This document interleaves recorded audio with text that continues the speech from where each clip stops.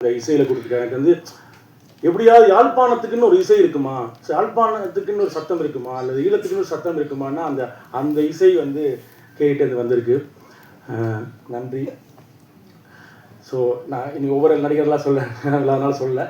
So எல்லா நடிகர்களுமே நீங்கள் படம் பார்க்கும்போது தெரியும் அவ்வளோ உயிர்ப்பான வாழ்க்கையை இது பண்ணியிருக்காங்க.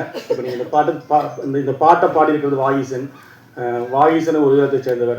இதுக்கு இசையமைச்ச அந்த பாட்டுக்கு இசையமைச்ச பத்மையன் ஒரு ஈழத்தை சேர்ந்தவர்.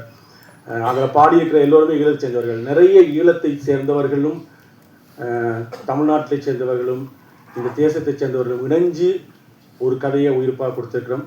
அது நிச்சயமாக வெற்றி பெறும். தமிழ் சினிமாவில் ஒரு புதிய தொடக்கம் அல்ல ஒரு புதிய திறப்பு நிகழும். எங்களுக்கான கதைகளுக்கான இது நீண்ட போராட்டம். இந்த சிவரை உடைக்கிறதுன்றது ஒரு ஈழத்து கதை இந்த தமிழ் சினிமாக்கள் வராதா, அதுக்கு ஒரு சிவர் இருக்கே, அந்த சிவரை எப்படி ஒரு இங்கே இருக்க எல்லாருக்குமே ஈழத்து கதையை பண்ணணும்னு ஆர்வமாக இருக்கும். அதுக்கான அந்த சிவரை நாங்கள் தள்ள முயற்சித்திருக்கிறோம். அது உடைத்தால் எங்களுடைய கதைகள் இன்னும் இங்கு பல்கி பெருகும் என்ற நம்பிக்கையோடு விடைபெறுகிறேன். நன்றி, வணக்கம். குஹராஜா ஈழத்தில் இயக்குனராகவும் நடிகையாகவும் எனது சினிமா பயணத்தை செய்து கொண்டிருக்கும் ஒருவர். சொல்கிறதுக்கு நிறைய விஷயங்கள் இருக்குது. ஈழத்தில் பார்த்திங்கன்னா 30 வருட யுத்த காலத்தினால அங்கே வந்து என்டர்டெயின்மெண்ட் சினிமா அப்படின்றது வந்து இல்லை. ஸோ இப்போ நாங்கள் ஈழத்தில் என்ன செய்து கொண்டு இருக்கிறோம் என்று சொன்னால் 2009 யுத்தத்துக்கு பிறகு நாங்கள் மெதுவாக ஒரு சினிமாவை செய்து கொண்டிருக்கிறோம். ஸோ அப்படி பார்க்கும்போது நான் இந்த படத்தை பொம்மை அப்படின்ற ஒரு படத்தை ஷூட் பண்ணிகிட்டு இருந்தேன்னா அந்த டைம் எனக்கு கால் வருது. சிந்தர், ஜெனோஷன் எப்படி 2-3 பேர் எனக்கு கால் பண்ணுறாங்க. அக்கா ஒரு படம் இருக்குது இந்தியாவில் நடிக்கணும் அப்படின்னு சொன்னால் எனக்கு ஐயோ நான் என் படத்தில் ஷூட் பண்ணுறேன், அதில் ஆக்டிங் அண்ட் டிரெக்டிங் எப்படிடா பாசிபிள் இல்லை அப்படின்னு சொல்லிட்டேன். ஸோ அப்படியே போயிட்டு இருக்கும்போது ஈழத்துக்கு அதை அங்கே பண்ணுறாங்க அப்படின்னு சொல்லும்போது எனக்கு ஒரு மாதிரி சந்தோஷமாக இருந்தது. பட் எந்த கண்ட்ரிபியூஷன் இல்லாமல் இருக்க போதா அப்படின்ட்டு சரி ஓகே அப்படி சொல்லுவாங்க இல்லை ஆப்பர்ச்சுனிட்டி காஸ்ட்டு ஒன்றுக்காக இழக்கிற மிகப்பெரிய விஷயம் தான் சந்தர்ப்ப செலவு அப்படின்னு நாங்கள் சொல்லுவோம். ஸோ அப்படி ஒன்று போல் என் படத்துக்காக நான் இந்த படத்தை விட்டு கொடுக்க வேண்டியிருக்கு போல் அப்படின்னு நினச்சிட்டு இருக்கும்போது ஒரு ஷெட்யூல் பிரேக் கொண்டு வருது. அந்த டைமில் ஆல்மோஸ்ட் என்னட்டு இன்னும் திரும்பவும் கேட்குறாங்க ஒரு வீடியோ அனுப்புங்க அப்படின்னு விக்கி அப்படி 2-3 பேர் கேட்டாங்க. சரி ஓகே என்ன இந்த படம் நம்மளை விடுதில்லை போல் இருக்குது. ஸோ சம்திங் என்னை எடுத்துக்கிட்டே இருக்குது. சரி ஓகே ஒரு ஆடிஷன் அனுப்புவோம். 7 டேஸில் என்னோட ஷூட் முடியுது. சரி அப்படின்னு சொன்னால் ஷூட் முடித்து அடுத்த நாள் கொழும்புக்கு வந்து உடனடியாக டிக்கெட் போட்டு நான் வந்து இங்கே வர வேண்டிய ஒரு சூழல் இருந்தது. ஸோ அப்படி வந்து தான் இந்த படத்துக்கு வந்தேன். அப்போ யோசித்தேன் இங்கே நிறைய தமிழ்நாட்டை சேர்ந்தவங்க இருக்கிறாங்க, எப்படி இந்த ஸ்டோரி வேர்ல்டை க்ரியேட் பண்ண போகிறாங்கன்ட்டு. அதில் முக்கியமாக நான் சொல்ல வேண்டிய ஆக்கள் பார்த்திங்கன்னா இந்த team, it's a big team effort. இதில் வந்து உண்மையாகவே நான் எல்லாரையுமே சொல்லுவேன், actors, director and the whole team. இதில் ஆர்ட் டிரெக்டர்ஸ்லேருந்து ஒர்க் பண்ண அசிஸ்டன்ஸ்லேருந்து எல்லாருமே ஈழத்தை வந்து ரீக்ரியேட் பண்ணியிருந்தாங்க. அது உண்மையாகவே எனக்கு பயங்கர ஆச்சரியமாக இருந்தது. அவங்களோட உழைப்பு. சோமியை பற்றி சொல்லவே தேவையில்லை. அவங்க வந்து ஸ்கிரிப்டை கொடுக்கும்போதே நான் சொல்லிட்டேன், சோமி எங்களோட கதைகள்லேயே அது ரொம்ப கமர்ஷியலாக இருக்குது. ஸோ அது எங்களுக்கு தான் விலங்கில போல இருக்குது. நீங்கள் கரெக்டாக அதை வந்து ரொம்ப அழகாக பண்ணியிருக்கிறீங்க, இதை இப்படி எடுத்துட்டீங்கன்னா நீங்கள் வின் பண்ணிடுவீங்க அப்படின்னு சொன்னேன். ஸோ அப்படி பார்த்தா இங்கே ஒர்க் பண்ணாக்கள் மற்றது நான் ஆர்டிஸ்ட் எல்லாரையுமே சொல்லணும், இலங்கை தமிழ் கதைக்கணும் இந்த படத்தில். இங்கே இருந்த நான், வின்சன் அண்ணா, சிந்தர் இப்படி 2-3 பேரை தவிர மற்ற எல்லாருமே தமிழ்நாட்டை சேர்ந்தவங்க.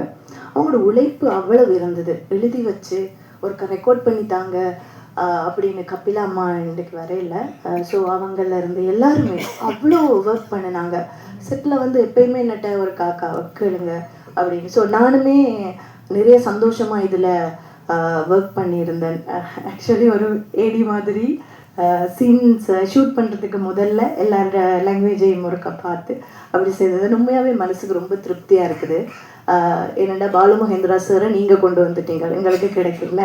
ஸோ நாங்கள் இப்போ அங்கே நாங்களாக படங்களை பண்ணி படித்து நாங்களாக சுயம்புகளாக நாங்கள் வளர்ந்துட்டு இருக்கும்போது சோமி வந்து இங்கே படித்து, பிரதீபன் இங்கே படித்து இந்த சினிமாவில் வந்து எங்களோட கதைகளை சொல்கிறதுன்றது என்னை பொறுத்த வரைக்குமே ஒரு மிகப்பெரிய விஷயம். நீலிரா வந்து ஒரு வெரி பிளெஸ்ட் ப்ராஜெக்ட் அப்படின்னு நான் நினைக்கிறேன். கார்த்திக் சுப்ராஜ் சாரை நிறையவே ஃபாலோ பண்ணுவோம். அவங்க எப்பயுமே வந்து எங்களோட கதைகளுக்கு பெரிய இடம் கொடுத்தவங்க. அவங்க மனசுலையும் மிகப்பெரிய இடத்தை ஈழத்தமிழர்களுக்கு கொடுத்துருக்காங்கன்னு நான் நம்புகிறேன். கார்த்திகேயன் சார், ஸ்டோன் பெஞ்ச், இவங்க எல்லாருமே வந்து எப்பயுமே ஈழத்தமிழர்கள் சார்ந்து அந்த படைப்புகளை கொண்டு வரதுலையும் தமிழர்களை அதோடு சேர்த்து பயணப்படுத்துறதுலையும் வந்து முன்னோடிகளாக இருக்கிறாங்க தமிழ்நாட்டில். அதுக்கு உண்மையாகவே நான் தேங்க்ஃபுல்லாக இருக்கிறேன். சோமி சொன்ன மாதிரி நான் பிறந்ததுலேருந்து யுத்தத்தில் தான் பிறந்தேன். நான் பிறக்கும்போது தான் எங்களுக்கு ஈழத்தில் வந்து ஆட்லரி ஷெல் அடிக்கிறது, மேலால் அடிக்கிறது, கீழால் அடிக்கிறதெல்லாம் அடிக்க தொடங்கினது அப்போ தான். அப்போ இருந்து இளமை காலம் வாழ்க்கை முழுக்கலுமே இந்த யுத்தத்துக்குள்ளே தான். விளையாடினதும் துவக்க தூக்கி சுடுற மாதிரி அப்படித்தான் விளையாடி இருக்கிறோம். ஸோ அதுதான் எங்களுக்கு தெரியும். அப்படிப்பட்ட ஒரு கதையை நீங்களும் பார்க்கணுமென்னு நான் ஆசைப்படுறேன். அதை பார்த்தீங்கன்னு சொன்னால் உங்களுக்கு வாழ்க்கைண்டா என்னென்று விளங்கும். இப்படியெல்லாம் கஷ்டத்துக்குள்ளேயும் எத்தனை மனிதர்கள் கனவு கண்டுட்டு இருக்கிறாங்க. நான் எல்லாம் படித்தது பங்கருக்குள்ளே இருந்து தான் ஆனாவன் நான் படித்தேன். அப்போவே கனவுகளோடு தான் நாங்கள் இருந்தோம். இந்த கதைகளை எப்போவாவது ஒரு நாளைக்கு சொல்லுவோம்ண்டு அதுக்கு ஃபர்ஸ்ட் இனிஷியலை வந்து சோமி போட்டிருக்கார். ஸோ எனக்கு ஒரு நிறைய சந்தோஷமாக இருக்குது. இதில் எந்த வேண்டுகோள் என்னென்னா, ஒரு ஈழத்தமிழச்சியாக என்ன நான் வைக்கிற மிகப்பெரிய வேண்டுகோள், இங்கே இருக்கிற எல்லாருமே இந்த படத்தை கொண்டு போய் சேர்ப்பீங்கன்னு நான் நம்புகிறேன். நிச்சயமாக இந்த படம் வெற்றி படம் அமையும்.